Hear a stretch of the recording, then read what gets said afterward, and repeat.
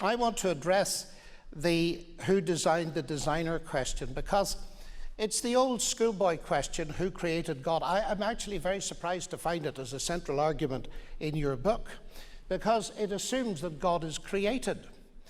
And I'm not surprised, therefore, that you call the book The God Delusion, because created gods are by definition a delusion.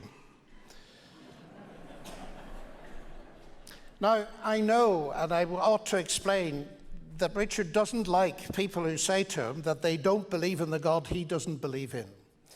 But I think that this is possibly touching a sore spot, because you leave yourself wide open to the charge. After all, you are arguing that God is a delusion.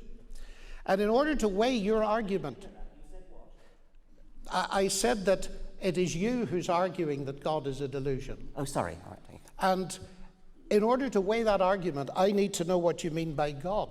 And if you say, if there is a God, you have to ask who created God, that means that you're reduced to thinking about created gods. Well, none of us believe in created gods, Jews, Muslims, or Christians.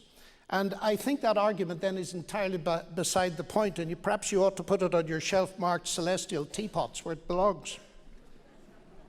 The God who created the universe, ladies and gentlemen, was not created. He is eternal.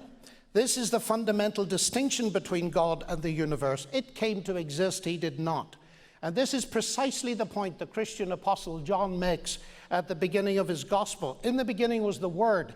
The Word already was. All things came to be by him. God is uncreated. The universe was created by him.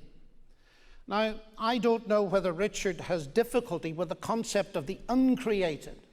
I don't know, and I'd love to know whether he believes as a materialist that matter and energy and the laws of nature were always there, because if they were, he does believe in something eternal. So perhaps the difficulty lies in believing in an eternal person.